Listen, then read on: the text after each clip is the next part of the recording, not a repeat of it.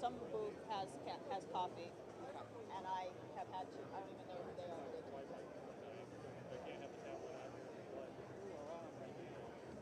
Oh, I am. Okay. Guys, ready? You said we're on. Does that mean he wants me to start? All right. Does he want us to start? Does he want us Does he want us to start? You want me to start? Okay. Hey, everybody. Good morning. Welcome to NAMM. Don't be shy. Come and sit.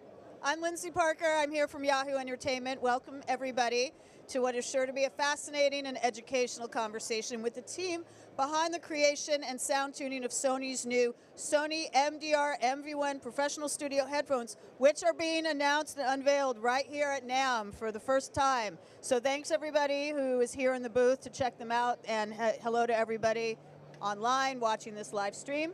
We're going to be discussing with the team the collaborative process about these headphones and learn what sets them apart, why they're perfect for your next professional audio project. So I'm here with the team. One person's going to be joining us virtually. I'm going to let them introduce themselves in more detail and let you guys know why they were the perfect fit for this process, but I'm going to just start by introducing them. First, we have Donna Kloepfer. She's the general manager of New York's Battery Studios, which is the world-famous recording and mixing studio that serves as Sony's premier in-house mastering facility and works with Sony on a lot of their, very closely with them on immersive content and real audio. So welcome, Donna. Thanks for coming. Thank you. Welcome to NAMM. And then we also have Shiomi-san. He is the Sony Tokyo engineer who helped design and develop these headphones. So welcome, Shiomi. Yes. You came here from Japan? Yeah, I'm from Japan, Tokyo. When did you fly in? Yeah, yesterday. Oh, man. Yeah, I arrived just yesterday, so I have jet lag now. Well, I'll try to go easy on you. Are you? Yeah. Is this your first? This isn't your first NAMM, I imagine. No, it's 3 times. Awesome. Third time. Awesome. For me. And then joining us, not here at NAMM, but virtually, is Mike Piacentini. He's a mixing engineer at Battery Studio. He's been there since about, I believe, since 2014. Hi, Mike. Hey, what's going on, guys? Welcome virtually to NAMM. So, yeah, so this is the dream team right here that made these headphones possible. They all bring different areas of expertise to the project, so I'm going to let them better explain what that is. So I'll start with you, Donna, because you kind of generally oversaw this process, right? Yes, to some extent. So typically, I've worked with Sony and collaborated on a Sony Electronics team over the last 15 years, collaborating on products. And this is, I think, the 4th pair of headphones that my team has worked with you on. We've also worked with the Xperia phone and the listening experience on that as far as it relates to 360 and immersive audio. And we've also collaborated for the last number of years, 4 or 5 at this point, on the 360 technology itself. So typically, and according to your bio, you've worked with Depeche Mode in some capacity. I have. Well, I work closely with the catalog division at Sony, so I do get involved in a lot of those projects, particularly too as it relates to immersive audio. So we've worked with a lot of different artists. We do stuff, especially immersive audio, like run the gamut of different types of artists. We did Mariah Carey's Christmas album, which is a big thing for her and for us as a company, and all things like that. And my team has been really involved in all this type of mixing for the last number of years. So we've collaborated on these products a lot, and typically I will get a call from the Sony Electronics team, and I bring on board a couple of my engineers, and they end up meeting with the team. The team comes into New York in our studio, and they work back and forth with them. And not only can they, it's great for us to understand what the products are that they're developing, so we know what the consumer is hearing. And it's also great for them to know how my engineers work in the real world and how they can fine-tune these products for not only my team, but for the other professionals in the industry. Awesome. And Shiomi, can you give a little background about what you bring to this project, as you're very responsible for the design? Okay, so this one is my introduction. So this shows 1, 2, 3, 4, 5, 6 or 7 headphones. So including this from MDR-1A, so we collaborate with Battery Studios. So so this year is at 2023. So for it's around 10 years collaborate with you. So MDR-1 in G1R and G7M2 is so we create with Battery Studios Mr. Mark Wilder. So this headphone is so we sound design so looks hearing like so Battery Studios sound. But so a new one so MV1 MV1 is so a little bit a change from that. So now so we Sony developing the or release 360 RA is for immersive audio. Is so very so impressed to me. So I'm very happy to develop in the new technology and new products with US. Happy to have you here. And then Mike joining us. I know you kind of, maybe your area is the tuning process here. And also congratulations, you were nominated for a Grammy this year for Best Immersive Album for the Chainsmokers album, correct? Yep. So tell me, tell me a little bit about what your capacity is in these headphones. Sure. So I think a big part of what we try to do here is sort of explain to the headphone engineering team sort of how we use the headphones in the real world scenario, right? So a big part of this is going back and forth and listening to content we're familiar with in a room that we're familiar with, and on speakers that we're familiar with, and try to give our best advice to how the headphones should sound in a production and feasible manner after the fact. Cool. So I'm going to kind of just start with kind of an open question, because obviously the rise in spatial sound and high quality streaming services, it's increasing rapidly, like it's greater and greater every month. Every month we're seeing more content getting created and released. So I imagine it was, there's a hole in the market, but you have to keep pace with the market. So basically, what did you set out to do to serve a need that existing headphones out there were not fulfilling for musicians and creators? And anyone can answer this who, from their point of view. Mike, do you want to go? Sure. You can't see me, so. Yeah, no. So I think, at least from my point of view, the goal was to, try and take, sort of flat, transparent headphone design and make it so that you could hear localization of the immersive audio data a little better than other production headphones on the market right now. And so we did a lot of listening in our immersive mixing room. We really tried to make it so that if I say, an object or an instrument is at 180 degrees or 90 degrees or wherever you put it in the space, it sounds like it's there on the headphones. And, from my personal experience, there weren't really headphones on the market that were doing that in, from a ground up design level before we started getting into making these. And Shiomi, I'll direct this to you. Like, how are these headphones specifically designed with professional sound engineers and music creators' needs in mind? Because that's the audience for this, or the base for this. Yeah, so on studio, we listen the sound, so each has a headphone and speakers. So with Mike, he commented the feedback about the headphone sound. So I checked the same situation with him.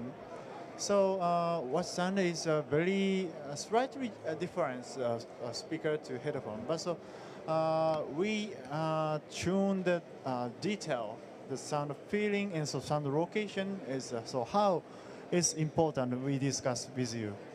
Yeah. Can you guys talk a little bit more about the tuning process with the Tokyo engineers and how that works, and just generally the process? General process.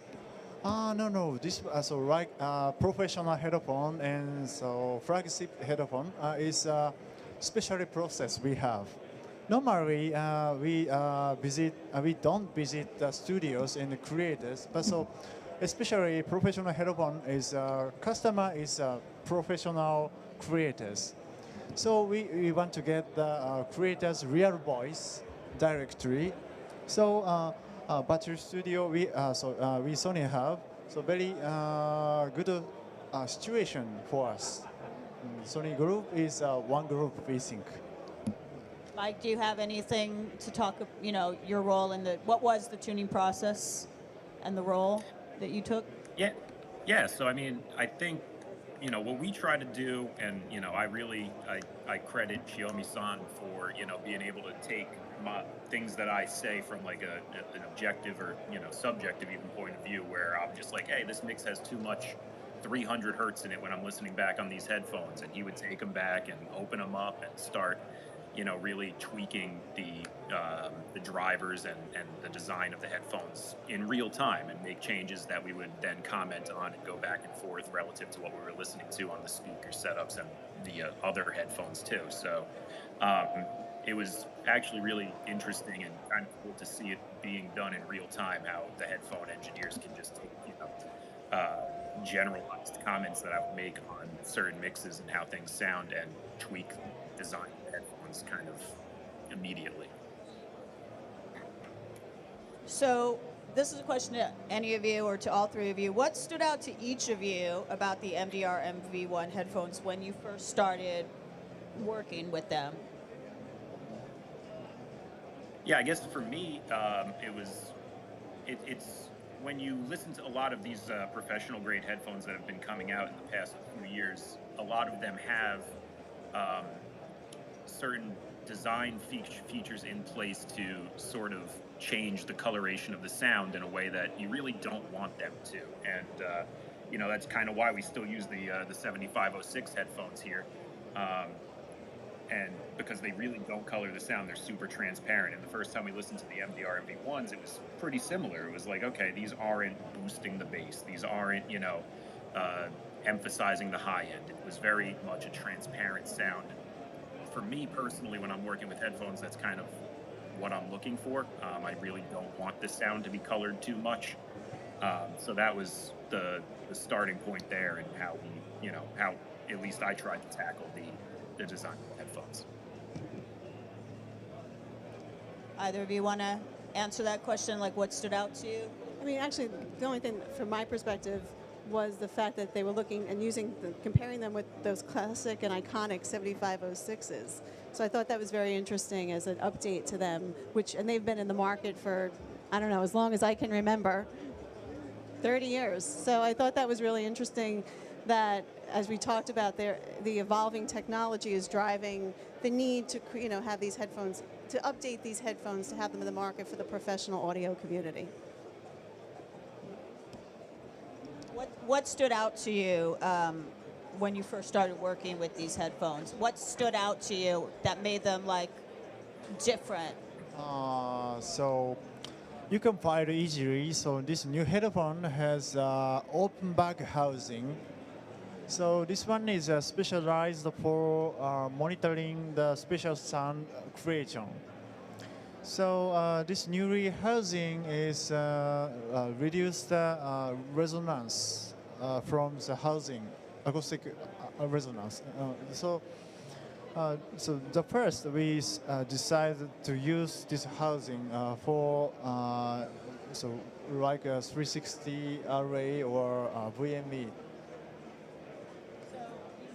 So you mentioned evolving technology. So this moves really fast. Creators, you kind of used to have like a big, fancy, large, speaker studio set up in order to mix content in immersive formats.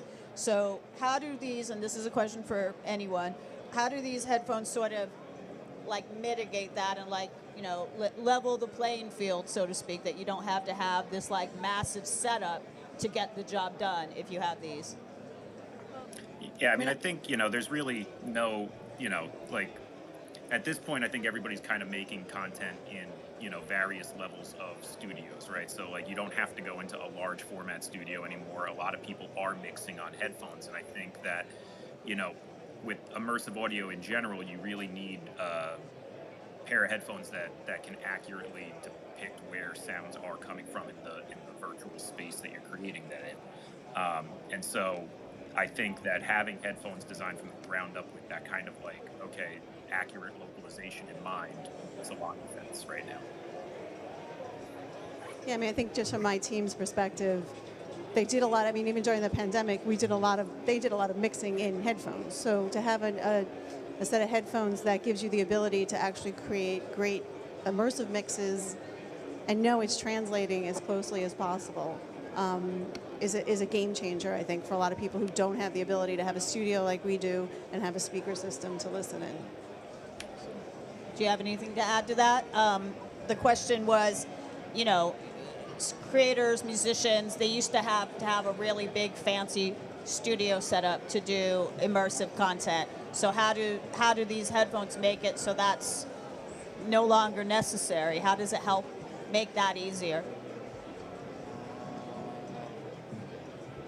So, how do I make the headphone sound? You mean? How does it make? I'll make it.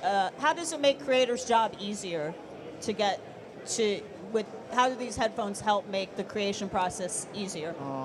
So very difficult. And so, the first we listen with them with him, but so normally so active headphone or some sound EQ we can tune the EQ so very easy. But so this one is a passive headphone. So I open the housing and so remove the acoustic register or some parts, and so we just has making hole or something so as a mechanically on the directory. So we change the sound. So very easy. So I have I think I have a very special technique to tune the headphone sound. Yeah. So this technique has as a Sony. So very few people can tune the headphone so mechanically. So very important technology for me.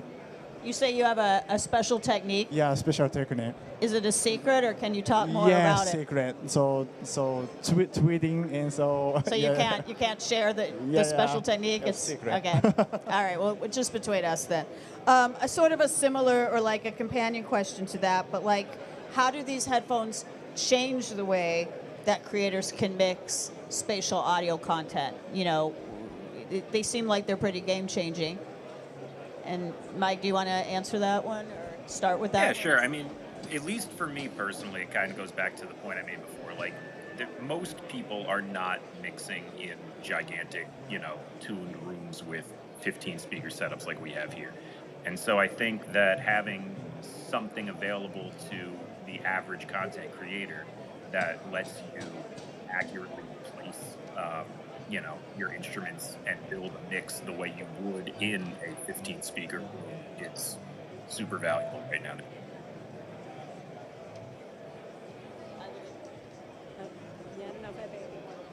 No? All right, we'll move on then. So I guess we should talk more about the design specifically, which Shiomi, a lot of these questions will be directed to you. But tell me what makes the open back design unique, like what makes them ideal for mixing and mastering immersive spatial content, including obviously 360 RA, because you were the one who facilitated this design. So I'd love to hear your. Yeah. So please show change the slide. We got some audio visual aids about the design that will be coming up in just a moment on our. Nope, not that. There we go. No. Yeah, so tweeting is like that. And so this one is a headphone structure. So this headphone has a newly developed driver in it. So this one has newly diaphragm. So this one is a many times simulation and so prototyping.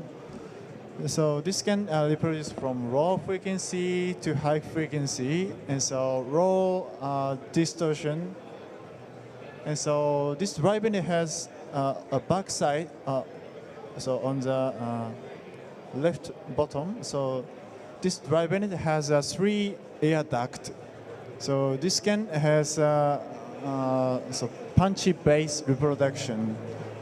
So this headphone has so open back type, but so can reproduce from the raw frequency. This one is specialized and so unique, so only as Sony. Can you explain a little bit elaborate a little bit more about how the open back design kind of allows the acoustics of the space, of whatever space you're in, to filter into the headphones a bit better and localize the auditory data a little more easily? Hopefully I'm phrasing that question right. I'll defer to you. You're the expert. Can you explain a little bit more? Yeah, so Sorry. Can you explain a little bit more about how these headphones, and Mike, you can answer this one as well, but how it allows the acoustics of the space to filter in more easily and basically help in that regard? Yeah, so this headphone, so when you use, so you can find the the sound location. So spatial sound is very important. So, so the sound where come from is very important. So this headphone you can find easily, and so you can make the good spatial sound contents. I think. And Mike, have you been using these headphones a bit? I imagine, because I would love to hear you talk, anyone talk about how they were designed with comfort in mind, because professional creators, they could be wearing these headphones for like a whole day, for hours at a time. So can you speak to a little bit about the comfort aspect of them? I mean, yeah, that's, another sort of consideration when you're picking out headphones, unfortunately, is how comfortable they are for wearing them for long periods of time. And no, I don't have an issue wearing these for a bit. And I think they kind of, and I'm not positive on this, but from my experience wearing them, they seem to have taken sort of this third, aftermarket approach out padding on them and stuff that really doesn't make them feel constraining for, a long hour session or so. So for me, they're great. I am using them for immersive mixing now, and for me personally, they're super comfortable. Shiomi, can you talk a little bit more, since you were helming the design, about the importance of the comfort? How you design them to make them comfortable for long wear? Yeah, so Mike, he creates the sound for a long time when he makes new contents. So this headphone is very light, and so newly earpad. So this earpad skin is suede-like, and so very comfortable for a long time wearing. So this headphone is very good for creation. Donna, I'd love to, pick your brain a little bit more about the collaborative process. And you work with so many artists. The list is quite long. What you've done with your career. Can you talk a little bit more about your role in this? Sure. I mean, I do work with a lot of different divisions of the company. I've been there a long time. I've worked on prior to working for Sony, I worked at a studio called Right Track, and we did a lot of mixing and scoring dates and recording sessions. So just having that background and experience, a lot of times it ends up coming to me to sort of put the right people together for these types of projects, and whether that's putting the right producer and engineer in contact with my engineers or other engineers outside, who just to be the right people to put on the project. So understanding these products is really great for me too, because it helps me help the creative community have what they need to be able to do the best they can do to deliver projects to us at Sony in the best way possible. And what have been your observations, as I was mentioning earlier, about immersive, spatial, RA, whatever? It's changing almost daily. It is, yes. So I've watched it, from the very beginning. We would a part of Sony helping Sony develop its 360 technology. And so my team worked very closely with them over the years, so I've seen it, all the ebbs and flows of it as we've gone through the last probably 5 years at this point.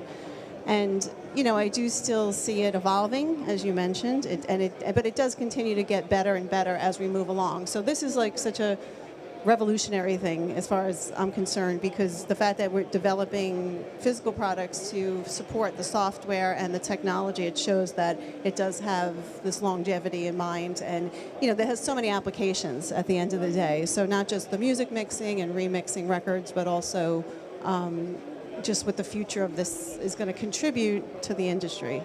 And this is a pretty open-ended question, and full disclosure, a question I'm asking from completely the point of view of a layperson. I am not a musician or a producer myself, but just in general, me working in the music business as long as I have, a lot of times people, record labels, they're very resistant to technology, whether it's streaming, whether it's downloading back in the day, the Napster days, whatever. People are very resistant. And of course, there's also, in the recording industry, a lot of people who are resistant. They want analog, they want old school, they think technology is bad. So it seems like you have not been that way. Did you know early on you needed to kind of get on board with this? Well, I think because I've been around for a long enough time, I've seen a lot of changes. And I've seen, if you, not so much getting on board, but if you don't evolve with these technological changes, you have no future in this business. So, I mean, you have to continue to evolve. So I think that from a perspective of being fortunately around a lot of people who were like-minded, I learned to do that. And so I've always tried to do that with my studio and with my team so that we could continue to evolve and be at the forefront. In fact, when the 360 team first introduced this technology to us, my entire team of engineers came running into me and said, we need to do this, we need to be involved in this, and so here we are. And so it's, I think that they are probably at the forefront of this technology. They are great mix engineers when it comes to, and mastering engineers comes to dealing with this content.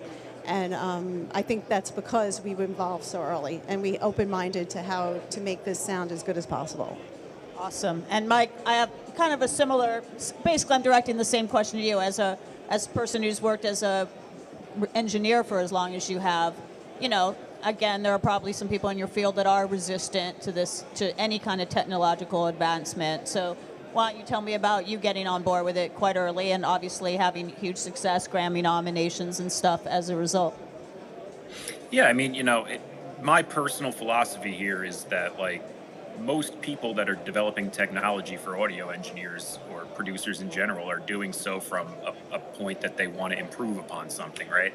And so it doesn't make a whole lot of sense to me to be resistant to that kind of change. And so when I see a new technology like this that I can get excited about, that you can really dig into older recordings and give them new life, and even partner with the frontline labels on their stereo releases and offer a companion product that gives the listener a different experience. I think that's super fun, and it's been great to get to work on some of that stuff from the ground up. And both Mike and Donna, I'm just curious, there might be in your respective related fields a concern that if people are doing stuff at home, recording stuff at home, that they no longer need a professional studio or the professional services of a producer or an engineer, because it's all DIY now. And I think while it's great obviously that people can have access to stuff like this without having to have a major label or millions of dollars, is how do you balance with not being basically pushed out of work because everybody's doing stuff at home? Well, I look at it like this. Anybody can buy, this is a good analogy to me. Anybody can buy a pair of great scissors to cut hair, but they can't give a good haircut. And I think that's the great analogy with engineers and producers. Anybody can buy the tools, but it doesn't make you a great engineer or producer. And so I think learning how to do this in some traditional sense, or learning from people who are very good at it, not everybody has access to that if you're doing it yourself and at home. And there's so many videos and ways to do that now, which is great. But I do think that there's a value to having the access to the tools in a professional environment. And not only just that tools, but having the access to the people who can help you move your profession along and be very good at using those tools. Mike, do you have anything to add? Yeah, I mean, it's kind of like a two-pronged thing, right? So for on one side of the thing, one side of the coin, it's awesome that I think people can make records at home. I think that's an incredible thing that you couldn't do 20 years ago, and I think it's great that kids can honestly launch a career from their bedroom at this point.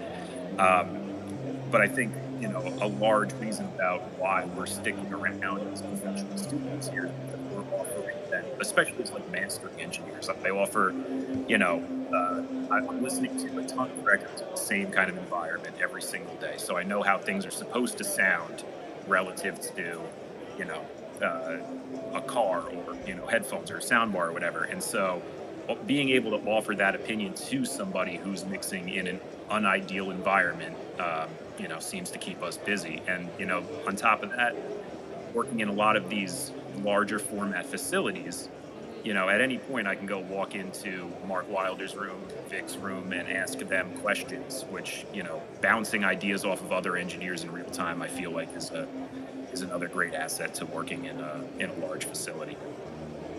And so would you guys say that this philosophy of, you know, using your haircut analogy, which I completely related to, I don't cut my own hair, or dye it for that matter, I consult a professional. But anyway, would you say that this philosophy, how did that affect the approach of designing these MDR-MV1 headphones, in that, as we've established, they were designed with professional creators in mind?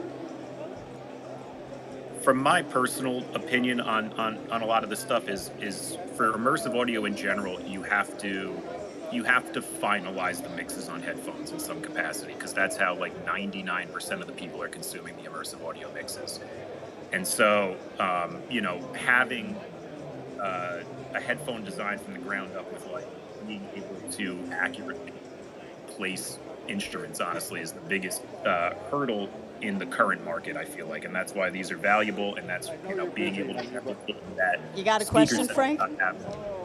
That most people would not have. Yes, I do have a question. How does she stay so young? We have a fan that has bum rushed the stage. Hello, Frank. Hello, rock star. Like your hat. You're a rock star, Donna. Hello. Well, Donna, I'll do, you know, since you have a fan here who wants to know. Yeah, basically, you know, the fact that, you know, you run a facility that works so closely with Sony, that works with a lot of huge artists, that you work with huge artists. These headphones were designed with professionals in mind, professional engineers, producers, creators. Can you basically speak a little bit about how, you know, these are not headphones for just the, you know, someone who is the person cutting their own hair? Sure, sure. Yeah, I think that, again, like saying that they're looking to sort of replace or update the 7506s. I think that's a huge thing. I mean, that's a go-to headphone for a lot of engineers and producers and artists. So, you know, taking that on, I think, is a big undertaking to start off with. And I do think that it's great. I think it's great that we have this idea of looking at the professional and saying, okay, we understand we have a consumer product for listening back to this content, but having a professional, basically, a professional product for the people to mix in and use is a really great aspect of this concept. And Shiomi, since you were, you know, overseeing the design, and these are for professionals who will be wearing these for a long time, you know, hours in the studio, did you consult with any artists or producers or engineers about like what they were looking for in terms of design and comfort and long wear? Did you like talk to creators about what they needed from a pair of headphones? So I hope so this headphone can provide the creators newly work style, and so newly so inspiration. So I hope. So this headphone can the new music and new music. So the songs and anything. So this headphone. My dream is my headphone is provide a new creation, a new inspiration. So this headphone can achieves that. I think. Awesome. Well, we need to wrap up in just a moment. We're going to take some questions from the audience here. But before I do it, Mike, I have mentioned again that you were nominated for a Grammy for Best Immersive Album this year for your work on Memories Do Not Open by the Chainsmokers. Congratulations again on that. Thank you. How would you say working on that project, or it doesn't necessarily have to be that one, but is there any immersive project you've worked on recently that really was applicable to when you were tuning and working on these headphones, like, that was kind of like practical experience that made you go, oh, we need to do that? Hopefully I'm phrasing this question right. Yeah, I mean, look, I have both pairs of headphones here that I use when I'm working on these mixes. I have the 7506s and I have the new MDR-MV1s, and they're, within reaching distance to me, and I'm listening to them on all projects right now. I mean, I have multiple headphones that I'm referencing things on, and I have multiple speakers that we're referencing things on, and it's really having products that help me accurately, or at least from a mix perspective, kind of bring that vision that the producers or artists may have in mind to life really seems to help. So, unfortunately, I didn't have these when I was working on the Chainsmokers record, but it seemed to work out. So, hopefully on the next round of records, everybody's gonna, have something to listen to accurately there with creating the mixes from the ground up. And then before I take it to, do we have a question? We have a question from the live stream. Oh, awesome. Whether or not these headphones, do they only support immersive 360 reality audio, or do they support any other immersive or spatial audio format? So the question from the web is, do these headphones support only 360 RA, or do they support other formats, other spatial formats? Well, so this headphone is not only for spatial audio. So two channels, so stereo mixing and mastering you can use. Because stereo mixing and so spatial audio mixing, so the same process they have. So common process you can use this headphone. And so, but special 360 audio. Nah, that's all. Sorry. Okay. I mean, me personally, I'm using them for everything. I'm using them for Atmos. I'm using them for 360. So they're accurate in all these immersive formats. Any other questions? Don't be shy. Mark? No? Does anyone have any other questions from either the web or from anyone here in the booth, in the Sony booth? All right, well then I'll ask the final question. What is the plan for 2023 for these in terms of, they're being unveiled, they're being debuted here at NAMM, correct? So like, when are these coming out? When can people get their hands on them? Do we know? Is that another secret? Not necessarily a secret, but this is the unveiling and the announcement of them. Like the soft launch, basically. Okay. Well, people who are here, either at NAMM or watching out there, you heard it here first, so watch this space. Thank you guys so much for joining me. It's been a fascinating conversation. Congratulations on everything you've done up into this and on these awesome headphones. I think they're going to really change the game out there. And thanks, everybody. Oh, wait. We do have a question. Last minute. Yes, Ian?